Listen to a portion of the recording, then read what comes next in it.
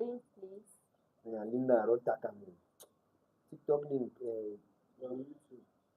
YouTube. Do you go TikTok? The YouTube link knows that.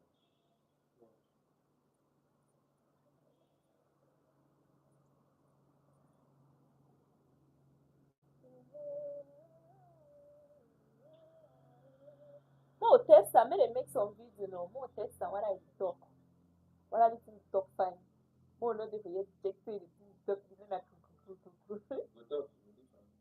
okay. So we should just be loud.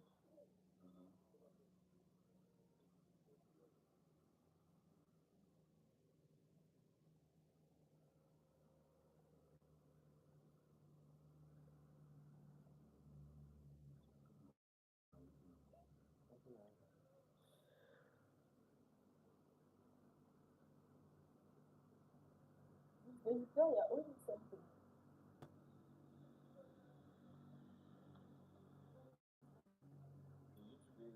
Don't realize if you go there yesterday, you go there, you don't go there yesterday, you go today, you don't go Saturday, so I'm lying.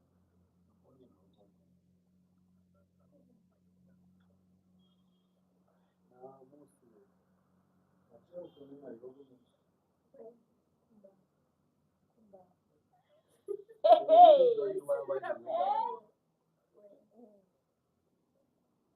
Ah, girl, okay.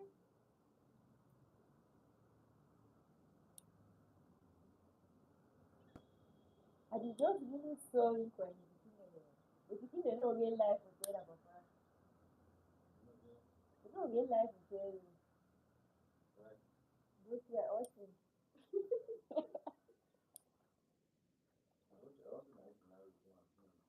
I just think I know.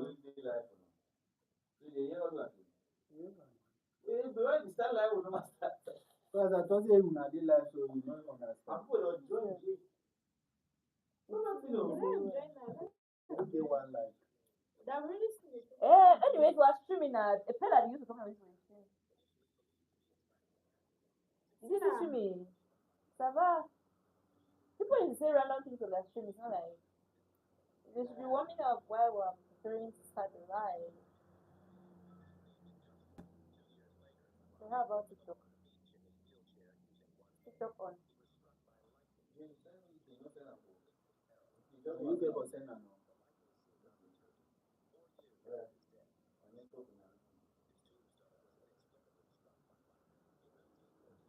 I said, if you like open some window, open some window for that side, me enter.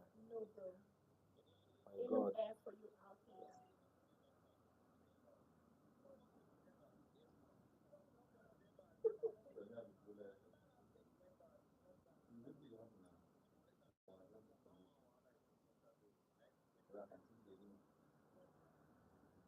This light is off.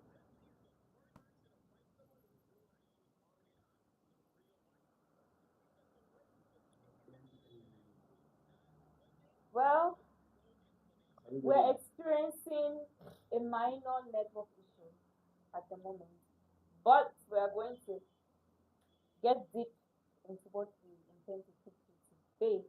We're going to be talking about communication. So sit tight, don't leave yet. We're going to get into this. We just want to make sure we're also live on TikTok before we commence.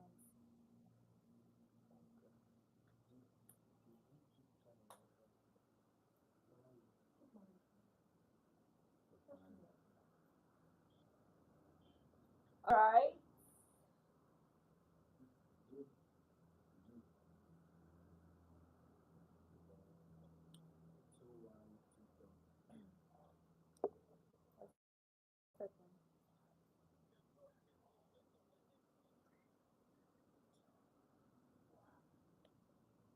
Ladies and gentlemen, welcome to another Friday of Associate Fridays with Crown Homes Holdings. With me here, I have Mr. Sergius, who is a finance person at Crown Homes. He is a very great intellectual person. I'm talking about somebody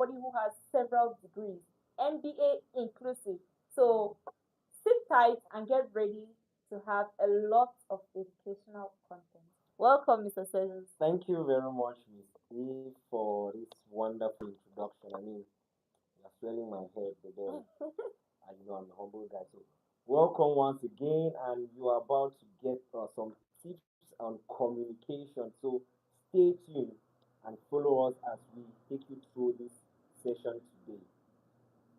All right. Today's topic is the power of communication in real estate. First of all, what is communication? The ability to be able to express yourself so that others can understand. There are different ways in which you can communicate. You can communicate visually, which is what we are doing now. You see it through videos, movies. You can communicate writtenly. That is what people use newspapers for. And you can communicate orally, which is using your voice, maybe sending voice notes. You're listening to me right now. That is a medium of communication. How do you use this medium of communication in real estate or whatever business you're doing?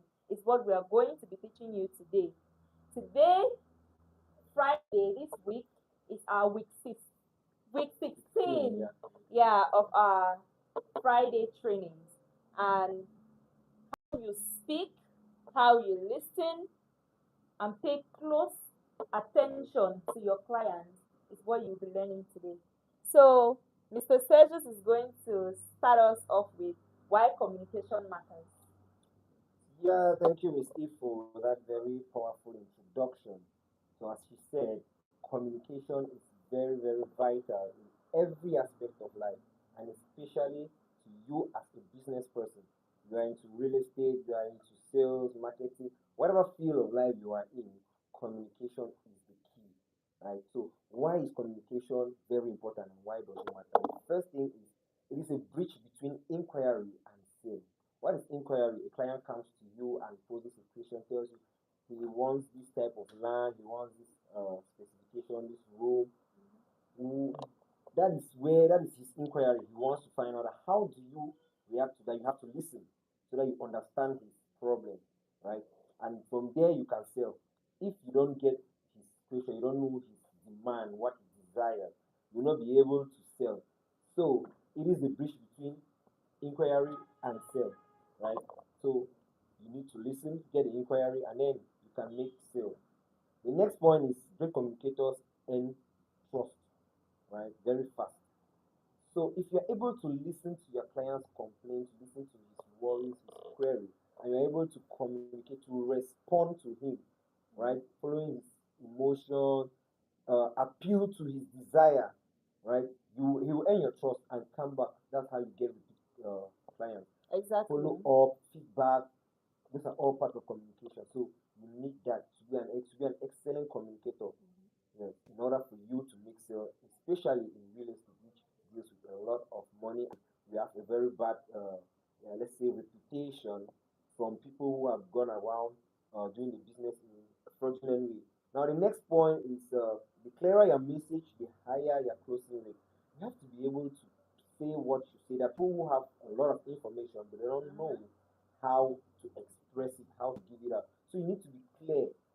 Tell someone that okay, this property is like this, it has these features, right? These are the profits you will make, these are the potentials of this property, these are the value of the property, and this is the return on investment if you invest for this number of years. So you need to be clear in order for you to close. So there are three pillars to communication, especially in real estate, which is listening, right? Speaking first, listening, and then responding. Speaking is how you present information. Like I said, a lot of us have information, we have a lot of knowledge, a wealth of knowledge, but then expressing ourselves, bringing down this information clearly for our audience or our clients to understand is a problem. So you need to be able to present information properly, effectively, to the understanding of your audience so that they will understand you perfectly and they'll be able to make informed decisions, right? The next point is listening. I know people think of communication only about speaking when we talk about communication. Yeah. Most people just think you're just talking, but listening is another very vital part of communication, and it's even more important because first of all, you need to listen, right? You listen to understand. You don't listen to reply. You need to listen so that You understand what the client is saying. Yeah. So for you to be able to understand the client, you need to listen and listen attentively, right? You don't only listen with your ears, you also listen to you watch the person, right? The tone, their intonations and all that. You need to listen to that. There are people who they may be talking, you see their faces, that's why, but the way they talk, they are talking with anger, maybe they Yeah. have they're in doubt. You will not hear that in maybe the speech they're making, but the tone they use, you get it from there. So you need to understand, you need to listen carefully to understand all of that. Then the next now is responding. You need to be able to respond like you have understood, you have listened to him or her, you understood what they want, right? Their queries, their questions. Now, how do you respond to them? You have to respond in a way that it creates a confidence. Respond to them in confidence so that they gain confidence that you have understood them and you are going to solve their problem. That's That's that that's is that's very, those are very the correct. pillars of communication, right? So we would like to break down the various pillars, and Miss Eve will talk about speaking effectively, how to effectively speak. Thank you very much, Mr. Serges, for giving me the opportunity to be the one to teach them how to speak.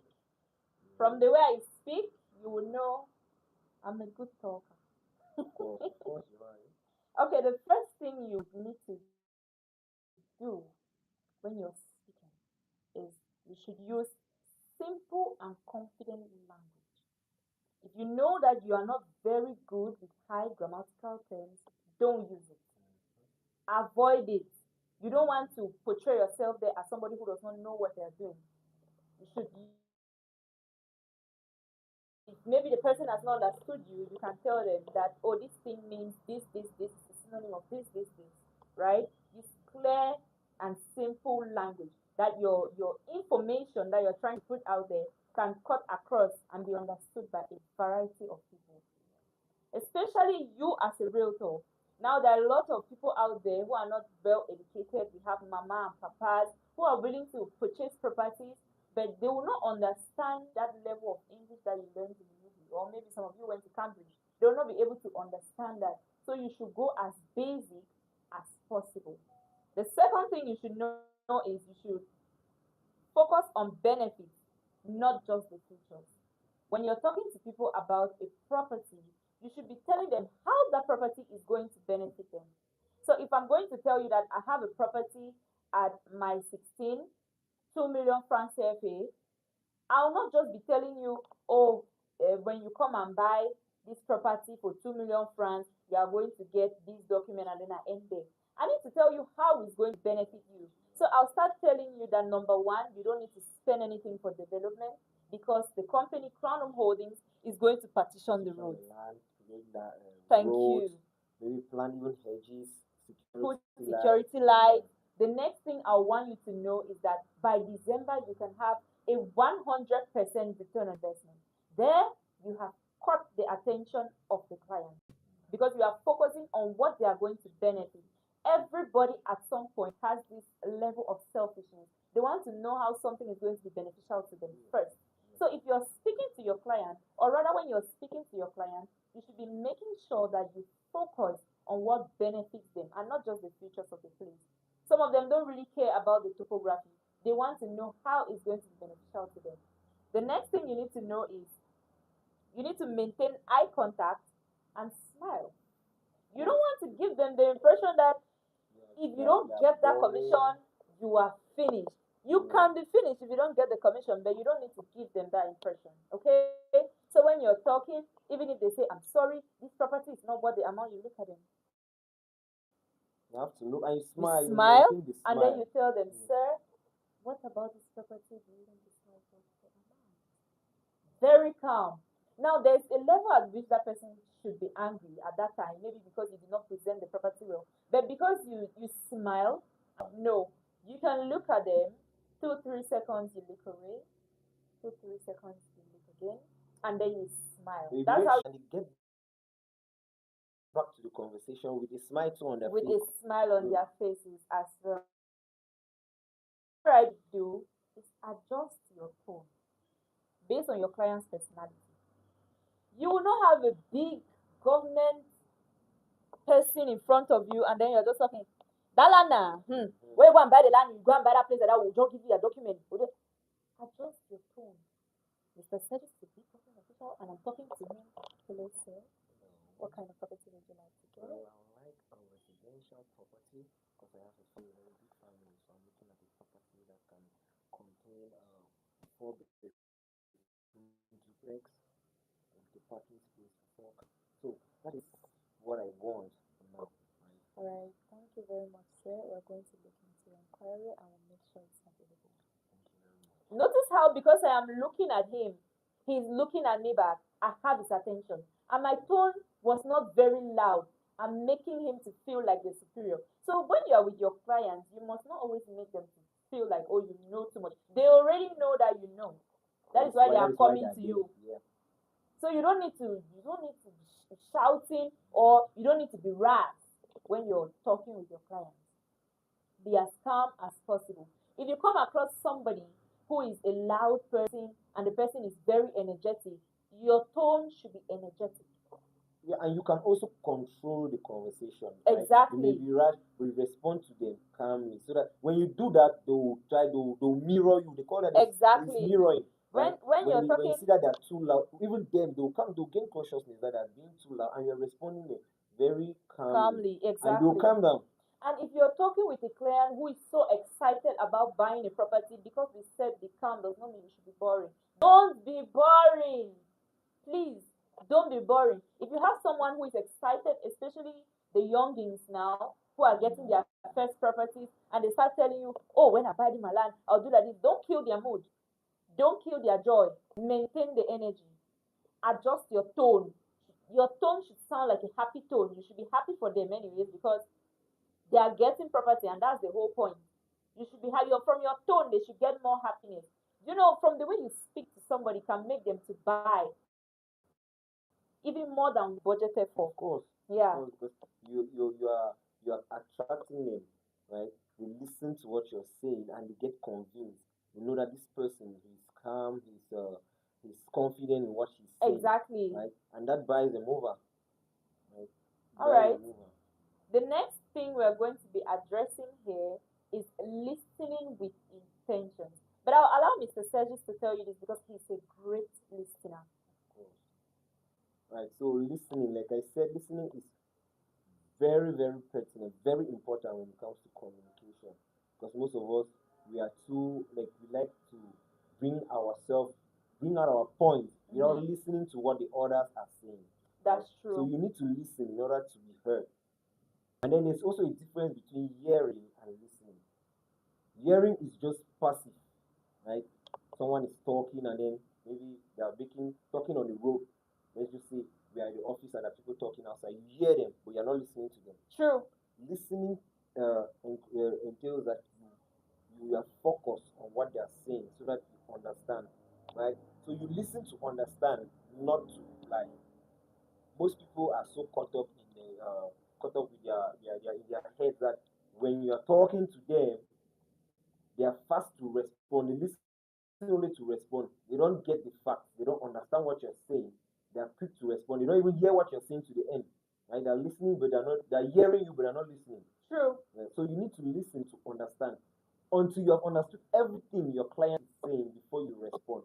That way you have a mastery of what they're saying and you can better respond to them, provide them solutions. Right? The next thing is you ask open-ended questions. Open-ended questions are questions that lead to the client giving you a statement, talking at night, right? So ask questions that are open-ended. For example, how would you like your plea, or where would you like your property to be situated? That is you giving your client the opportunity to describe the type of property they want, the location, the size, and the topography. So rather than you just saying, okay, there's do you like a land by the seaside? Yes or no? That's not a conversation. You're not giving the opportunity for them to express what they express themselves, then you'll be able to understand them even better. The open-ended question. Now the next thing is you take notes during calls or visits. right? Most of us think that we can just listen to what they are saying without writing it down. Yeah. Because what you write down, you understand. And You you can need to easily take notes. Yes. You can come back to it. In one day, you get information from every corner of the world. True. So you are crowded, your mind is crowded, and you forget. You are bound to forget some of the things that you learn in a day, some of the things that you hear, some of the things that you see. So writing it down is a quick way for you to remember. You can always flip through your notes and you remember what was written, what was said, and what you saw. So always take notes, short notes. Then the next thing is reflect back what clients say to show understanding. Right? A client asks you a question. You may not understand it properly. Don't rush to answer. Ask them the question again. So, did you mean that you need a property by the seaside? Do you mean that you need a 1,000 meter square property? So that they answer you the question or they ask you the question again. But that way you are reflecting on the question so that you understand the client better and you'll be able to better give them give them information that is required, the necessary information that will help them to solve their issues. So you need to show understanding. You listen to show understanding. Only listening, like I said, listening without eye contact. You listen and you are fidgeting. You listen and you are maybe talking on your phone, texting someone else. You need to listen to show understanding, and there's a way you do that. You need to look at your client, take notes maybe, right? From there they know that okay, you are paying attention and you are with them. Exactly. That is you building confidence and building trust between you and your client. And it also avoids this situation of you proposing things that your client don't need.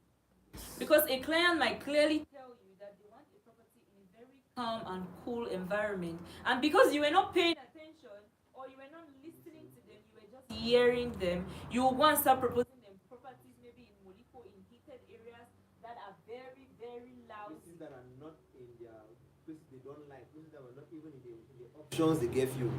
Right. Now there's another part, like I said, communication, there's verbal and there's non-verbal communication. So I'd like to talk about one other very important verbal communication, non-verbal communication, which is body language. Right? Body language. There's a way you carry yourself, a way you react, the way you see it, the way your posture, your stance.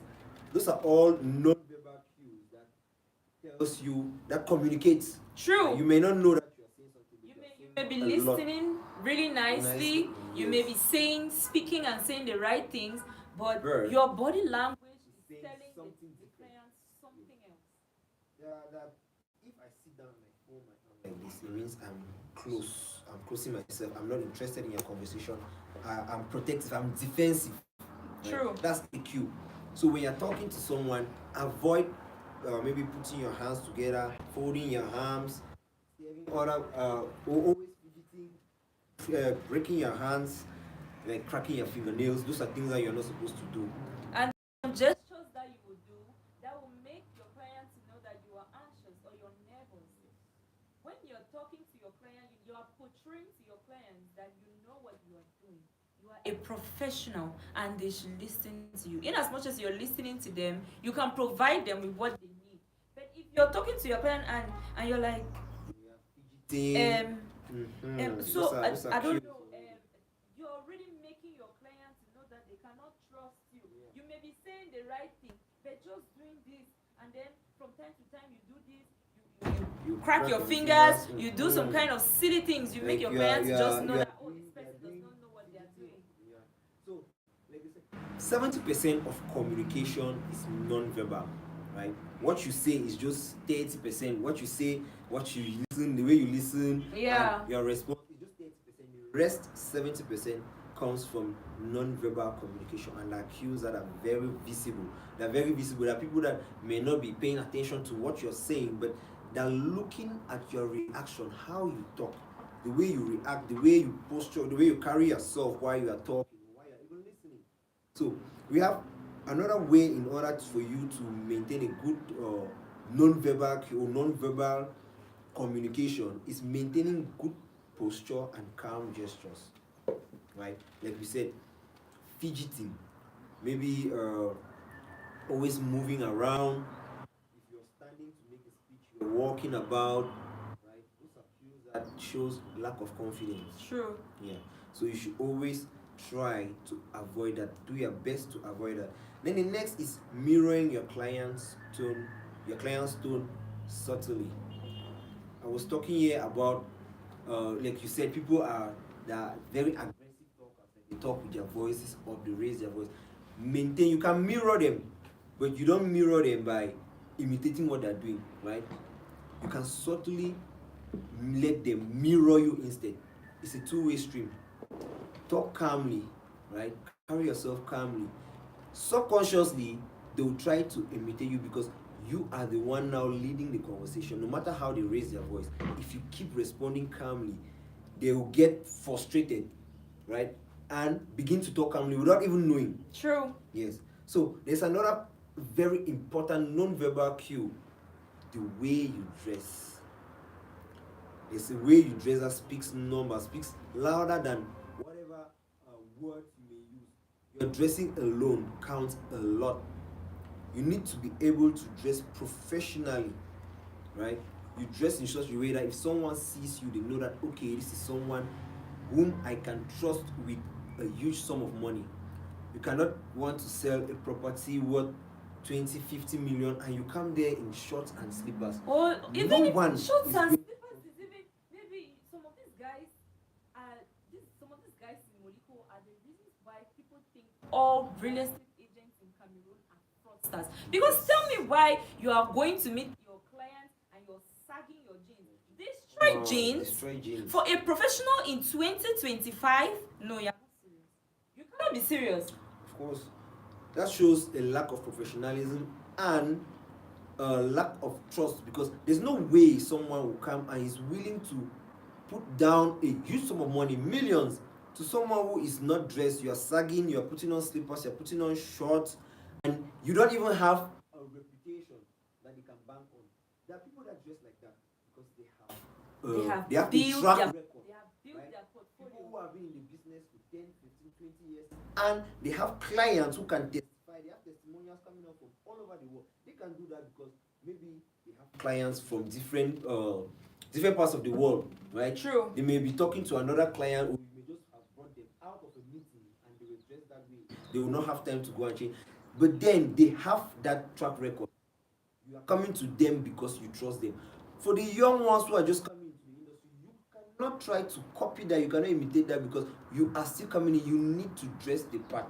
You need to dress professionally to build your own reputation, right? So dressing responsibly, dressing professionally is part of your code. That is what will make you, that is what will communicate to your clients that you are ready, you are a trustworthy person. A lot of people say it's fake it till you make it. My dear, you're not faking it all. You are living your future in your head. You need to start living your reality. You need to start addressing yourself properly before people address you. Because if you see yourself like a full professional and you put yourself out there like a full professional, nobody can tell you otherwise. Nobody. So if you dress, there's this young agent, he's actually an associate with Crown Homes Holdings. If you see him out there in the street, well kept. Agent Always. Legacy. He's always looking good. Always. The young That's man his is always personal looking brand. good. He's branding Personal himself. brand. When you associate yourself with Crown Homes Holdings, that is how you start looking. If you look at me very well, you can go through my page, you will tell that Miss Eve is representing her brand, Crown Homes Holdings, very well. Same goes for Mr. Sergius. I'm sure a lot of you know Miss Daisy Pearl. She's always looking fly. We have so many agents out there who always look their best. So if you want to be properly addressed, then you have to be properly dressed. So moving on to the next thing is going to be handling objections confidently. It's life, and in reality, people will always have objections. Not everything you tell me that I'm going to agree to. No matter what, you are always going to get Yeah. no's, and you have to be used to. You have to be used to. You need to accept the fact that not everything you say is going to be accepted. You are going to be rejected. You are going to be objected. Now, how are you handling that? That is what we're about to find out. Exactly. And the first thing is never argue. I know there's this urge in you that just wants to prove that you are right. No. Seek clarity instead. And you can never be always right. You can never be always right. Even the biggest professionals in life also become wrong at a particular point in time. And that's why when you're going to school, they give people different research projects for you to go. People have researched about this thing before, but they are sending you to go and research again because things might change. You may have a different perspective. Every year things change. Exactly. So that is why they say you do research. You can never, there's no person is a body of knowledge. So you have to stand on the shoulders of giants. People have come before you. And for you to be able to contribute, you need to go back to what others have written, what others have done. These are the pace setters. You can now study what they have done and then see how you can work it out to present the context or the present situation you are in. So if somebody tells you, if you put yourself out there and you said, I'm a good and reliable agent, and somebody says, no, you're not reliable, don't start arguing. Do you know me? Do you know when I started this business? No, that's not what you want to do. You ask, what makes you to think I'm not reliable? Now they'll place their concerns on the table. However, you can contradict it in a nice way, you go ahead. The next thing you need to know, which is number 2, is to acknowledge concerns. Address them calmly. You do a video, you're marketing a property, and someone tells you, this video does not look professional. You don't need, it's their own perspective. Everybody has a right to opinion. Now, if you choose to take the opinion, fine. If you choose not to take the opinion, fine. But if someone is bringing something like this to you, acknowledge it. Then you ask them, what about this video can I fix? You take whatever suggestions they have. If it's good enough, you put it on the table. If it's not good enough, you keep going.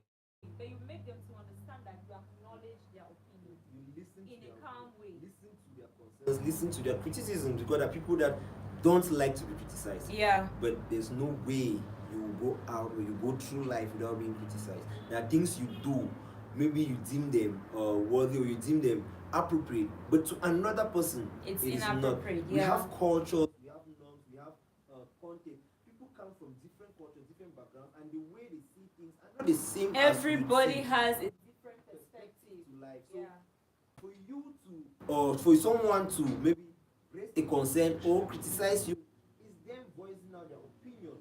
For you now, what you need to do is to listen, understand them. You may take them, you may discard, but always be patient enough to listen. Always be there to listen and to take corrections when necessary. Exactly. And Don't if you just don't, discard them. if you don't agree to this person and you want them to understand that you don't agree to them, now you can put your facts on the table. You share your testimonials, you share proof, give them facts for them to know that, okay, this is otherwise. If you tell me that, Miss, if you're not a good real estate agent, I'll say, okay, what makes you to say I'm not a good real estate agent?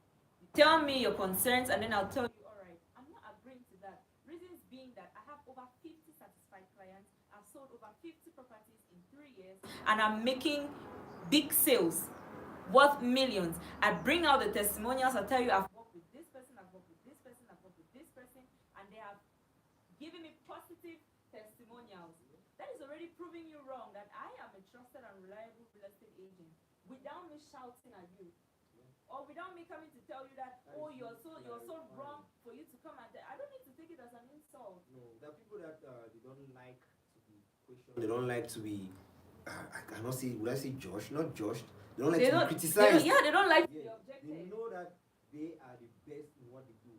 That is just their egos talking, and you have True. to be able to let go of your ego, to subdue your ego, in order to learn. Everyone learns, and we learn every day. You may see something to be right, or you may perceive something to be right, to be on track, whereas you are being blindfolded by your own ego. Now let go of your ego. Listen to criticism. Listen to someone else talk. Yeah. Right?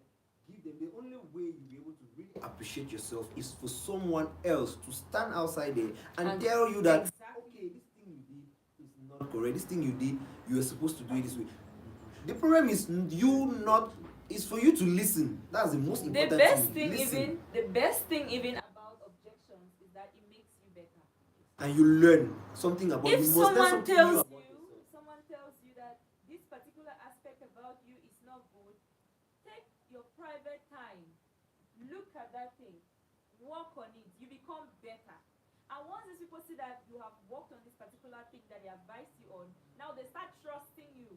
And you realize that they'll be the person to start telling people, this guy was like this, but they have changed, so you can work with them. That's how it works. Now, the next thing is you should turn your objections into opportunities to educate yourself. And that's what we're saying here. Use it at your own advantage. If someone objects you on something, make sure you fix it at your advantage. You're teaching yourself how to be better. So if 5 people walk up to you and tell you that you're not doing good at your business, it only means you need to give yourself more work. And if you fix yourself, you will definitely start doing good at your business. Of course, like I said, you will never know everything. You may know something about you may know things about yourself, but then what another person sees, right? Yeah. That is very, very vital, and you need to learn about that. You need to take it, acknowledge it, and then use it to your opportunity to yourself. That's an opportunity for you Yeah. to grow. That's an opportunity for you to change, to learn something new, and be able to change, and you become better. True. You become better. So the first step to criticism is acknowledging that you will never always be right. There are times that you will be wrong, and you need to acknowledge that. You need to take that as a challenge to always agree, to always accept that you are wrong. Right? Yeah, and that's a very difficult thing that a lot of people don't want to accept that they are wrong. They're always right. And people that are always right, they can never be wrong. And funny enough, when they go to their private corners, they know for a fact that what you're telling them is like right. I said, it's their They egos, they don't just pride. want They to don't want accept to it. let go of the pride. They know that okay, if I agree that I'm wrong, I don't know, maybe this person is going to look less of me or something. Yeah. That is not how life is. Acknowledging that you are wrong, acknowledging that you have defaulted, that you have these shortcomings. Your shortcomings are for you to work on them and to better yourself. It's an opportunity to educate yourself, to grow. So always, I'm talking to all our associates and everyone out there looking at us. Every time you have a criticism, you have a concern, acknowledge it. That's the first step. Acknowledge it. Okay, you are right. Like, I see this now. Only the fact that you have acknowledged is already telling you that you have something to work on. You have something to work on yourself. And then you get better. The next time you are doing that thing, you have already acknowledged the fact that last time you did this, and now you can do it different. Right? So we will go to our next topic, which is building trust through communication. Building trust through communication. So this is a very, very, we have been talking about trust, how you build trust through communication, and how communicating makes the client trust you. So the first and most important aspect of building trust through communication is honesty and consistency. In order for a client to be able to trust you, you need to be honest. If you have a property and the price is 4 million, don't go because you want to make extra money and you tell the client it's 7 million. Some people even go and double the price, and that is what has been disturbing the real estate industry, especially in Boya. We have demarcheurs who go out there and they double the price, making the landlord now not able to sell his property. A landlord will give out his property and wait after 4 or 5 months. He hasn't. No one has. That's even the least of the concern. But before I say what the real concern is, the people on Google Meet, please kindly turn on your cameras. The real concern here is about those ones who lie on documents. You tell a client that a land has a land title when it doesn't. You need to be absolutely honest. And that's why we have a lot of people passing here day in, day out, going to court because somebody somewhere told them that somebody said another person said the land has a land title. Without Please verification. If you are going to tell someone about land documents, make sure that you have seen the land documents. Make sure that you have verified that these documents are authentic. Land titles are the easiest to even identify. Yeah. They have a land title number. As you just see the number, take it to the land registry and you will get whether or not the land belongs to the person claiming to sell the land. Consistency. Posting your videos. You can see Crown Homes Holding. We do this Associate Friday, every Friday, non-stop. That is consistency.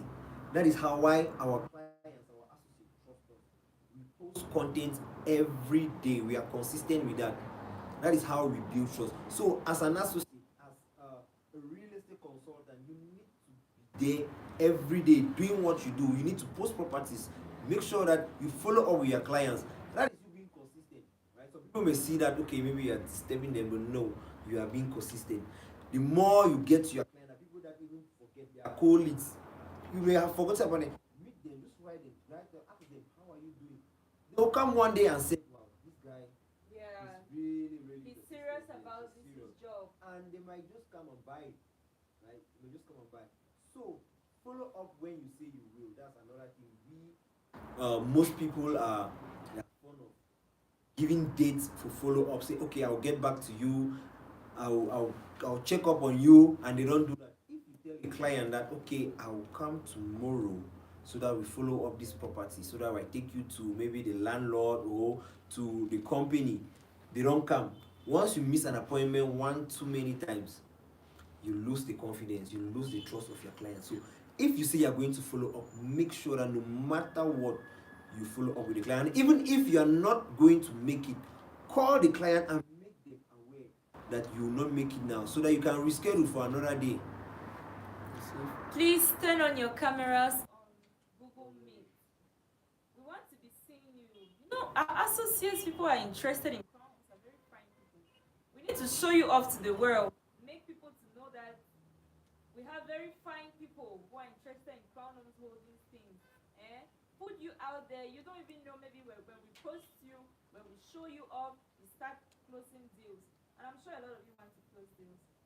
Of course, everyone wants to close this. There's no way you will be an associate and you don't want to close it. How are you going to make money? So please turn on your cameras. You don't necessarily need to turn on your speakers. Just turn on your cameras so that we can see you and we are guaranteed that we do have your attention. Okay, now going back to building trust through communication, the next very important point is keep clients informed every step of the way. Now, you have booked, this client has booked for a site visit, you go for site visit and then you come back. What is the feedback you have given the seller or owner? Tell the client, okay, the owner has agreed to the price you gave, but then he says the commission, you have to pay the commission. So make sure they are aware. How far with the documentation? Okay, we have been able to get the site plan, we have been able to get an attestation from the chief. Make sure you inform them every step of the way. That way, the client knows that okay, you have their best interest at heart, and you are giving them information at every step of the way, and they are following up. They know how the process is going. There's no way that there are loopholes and they will not find out. So make sure that you keep them abreast of every step you are taking, everything you are doing. You make sure they are informed, right? And the you next need to- thing, come on, you are saying something? Yeah, especially for the clients, the clients in diaspora. Now these people are out of the country. A lot of them maybe they don't have people back in the country who can follow up things for them. You need to make them to understand that as their real estate agent or as their real estate consultant, they can trust you. Hello sir, we are going on site now. Hello sir, we're petitioning plots. Hello sir, I'm at the barrister's office to do your deed. Hello sir, we're doing. And when you are there, step especially of the for the way. diasporans, when you are there, make a video call so that they are part of it. Exactly. They are seeing you doing it at the moment, right? They are there live, even if they are not present, but they are seeing it unfolding. That way, they gain trust. They know that okay, you are very serious and you are diligent in doing what you are supposed to do. Our next point is the use of empathy, right? Using empathy. Empathy is understanding the emotions of people. So, in order for you to gain trust, you need to understand the emotions that your client is going through at the moment. There are people that come in the morning and they're stressed. Maybe they had a bad night's sleep. You look at them, you see that their countenance is down. You have to find a way to cheer them up. Maybe crack a joke, right? Use that emotional. You need to be emotionally intelligent in order for you to see that your client, his needs are met. Because the client will come and he's stressed up from the day he has, and then you come, you are too serious, you are just taking the. So no, you need to at least break the atmosphere, make the atmosphere lively. understand the emotion, what they're going through at the moment. If they're too Especially- excited, bring them down so that they understand. Because people get excited and they don't even understand what they're getting into, right? So it's for you to look at the client. You need to stand back, right? Use emotional intelligence. Make sure that this client, okay, he's sad. How can I do? What can I do? How can you cheer him up? Even offer him a cup of coffee, take him out for maybe a break. Maybe you have stroll, you have walked under the sun. There's some people that they don't know. Yeah. They cannot walk under the sun for a long time, right? So they're stressed after that. Take them out for a cold drink. After that, you see that they have cheered up and their countenance is struck up. They're lively. You cannot do business because once a client is not emotionally sound, there's no way they will clearly understand. Some may maybe sign the deal because they're too. Some may be too sad to even understand what you're saying. And at the end of the day, when they have done that, clarity sets in and they start wondering, why did I do it? And they'll blame you as their consultant. So it's for you to understand and make sure that they too are in a sound state of mind, emotionally and mentally, for them to take or to finish a deal. And most importantly, you should understand their emotions when they make a decision.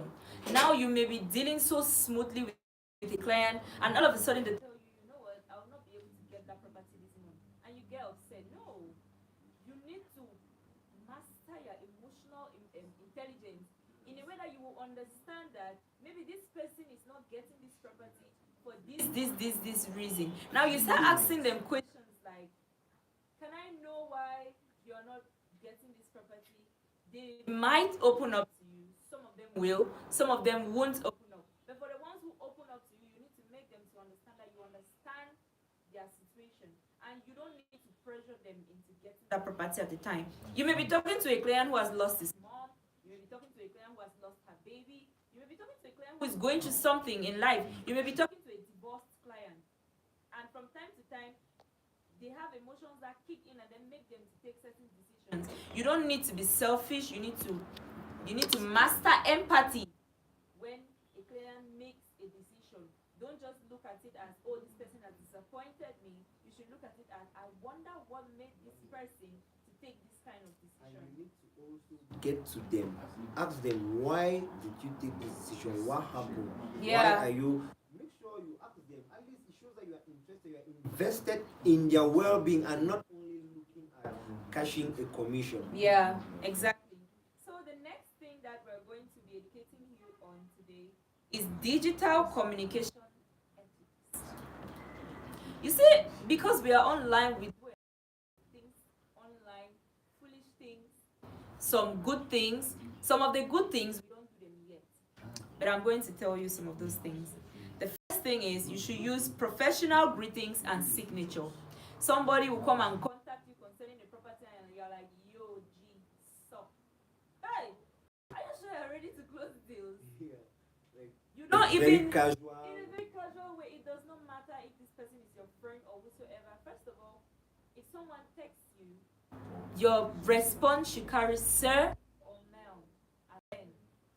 Now, when this person becomes relaxed, before you will also be relaxed. You don't even know who you're talking to. Some of the clients will just text you because we all have With social strange media numbers. handles. Yeah, with strange numbers. And instead of you to be like, hello, can I help you? There's this thing on WhatsApp where you can make automated messages. When someone texts you and you're not available to respond instantly, it sends an automated message. We can practice that.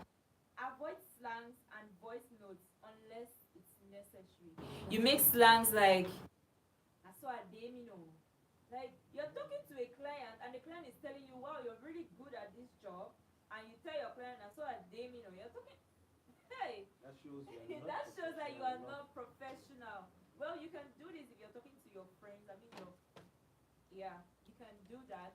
But as a professional, your professional mode should never deviate from your leisure. It should never mix with your leisure mode. You need to separate the two. When you're talking business, they should know, oh, this person means business. When you're When doing your social leisure, life, your they know, personal yeah, life it's time for different from leisure. your business.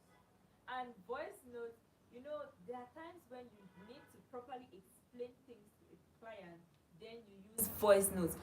A client will send you so much information, something that you might just need to say, all right, see you tomorrow, sir. Instead of typing, all right, see you tomorrow, sir, you send a voice note, all right, see you tomorrow. It's absolutely unnecessary. Now, maybe you will not even be using the right tone to say that, all right, see you tomorrow, sir. And sir does not show up tomorrow and start saying, this man has disappointed me. No.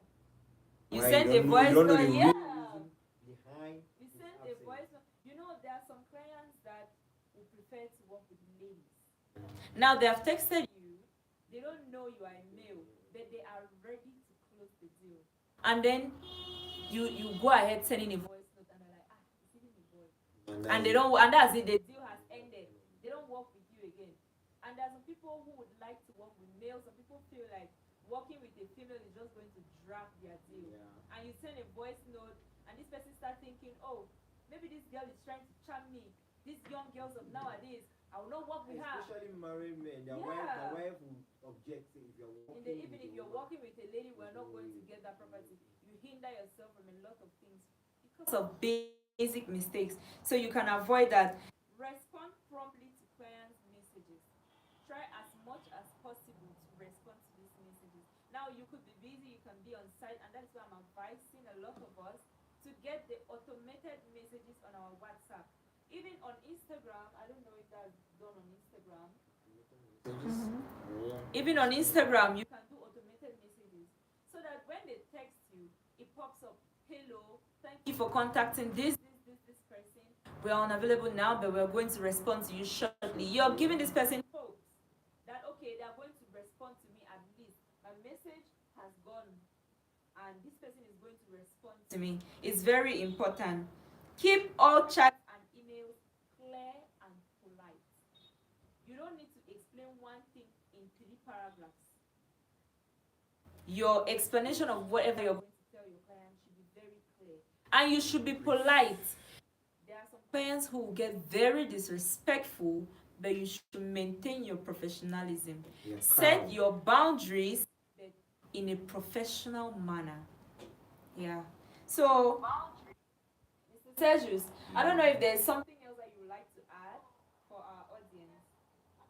Well, you've said it all. Social media is very tricky. There are people that say whatever they can behind their keyboard, but in reality, when they stand face to face with the client, they'll not be able to say so. When you are writing or when you are communicating with the client, make sure that you respect the person, respect yourself. Right? You don't know who is behind the keyboard, behind the number at the moment. You may have someone's number, but someone else is using the phone to talk or to chat you up. So when you're writing to someone, read them. Not only what they are writing, but read the tone too. Because writing has a tone. True. Read the tone. There's a message behind the message they're sending. So make sure you read it and know how you respond. Someone may be in a bad mood and sends you a message. Don't be hot-headed to respond in the same way. Immediately, yeah. Keep your calm. Maintain your calm until you see that it has aggravated, and then just tell them, okay, thank you, sir, for your time. I will not be able to respond. And you leave. You must not, because you are a professional, and that is your professional number. That person has nothing to lose. You have a service you're arranging, and you can get that service from someone else. True. But you need his money, right? So for you to save yourself, just avoid it altogether and go. So that even if he does not buy from you, he will give your number, or he will refer you to another person and say, okay, I had a heated conversation with this person and it ended badly. Because he is the one feeling bad at the moment, not you. So he will give it to someone else because he can, maybe he cannot, he does not want to face you at the moment. But then he is ready to refer you to another person because he knows that you are a professional. So always keep it professional, especially on social media. So the secret magic I'm going to take home today is that you should end every conversation. Each time you talk with the client, whether he ends positively or he ends negatively, always end with appreciation. Thank you very much, sir, for your time. Thank you very much for giving me audience. Thank you for contacting me. Thank you for doing inquiries with me. Thank you for trusting me. Always show appreciation. Now, a lot of people don't get appreciation in their normal lives. And when they are working with you, they say, oh, this person is paying attention to what I do. They're appreciating me. They automatically start feeling drawn to you. And that is how you will close deals. So the action plan that we have for our associates today is that you should practice active listening all clients interaction. You should do role play in client's conversation with a colleague. If you're unable to just talk directly with your client, you can start practicing with your colleague until when you're ready. Someone who is familiar, well, someone you're familiar with, because there are people that they are shy or they're scared to talk to someone. Yeah. So get maybe even a child, because children are very open. You talk to a child that understands the respect. Talk to the child, they will respond to you bluntly because they have no filter. True. Try that with children, because Children are so give you blunt. everything. They'll give you everything. So talk with them. At least you can get confidence. If you cannot start with an adult, start with a child, and then you move on. At the end of the day, you find out that you'll be able to talk with anyone. Yeah, and you can review your past chats with your clients. Yes. You see what you did wrong, you fix. The ones that went well, okay, I did like this and it went well, and then you try it again. So our final motivation for today is that effective communication isn't about speaking more. It's about connecting better. We're open for questions, so we're just going to give you room to ask your questions, as many questions as possible, and we're ready to answer them. Like we said, effective communication is not just about speaking, listening, it's about connecting. So this is a moment for us to connect. Ask your questions, post any worries, any challenge, or maybe you have something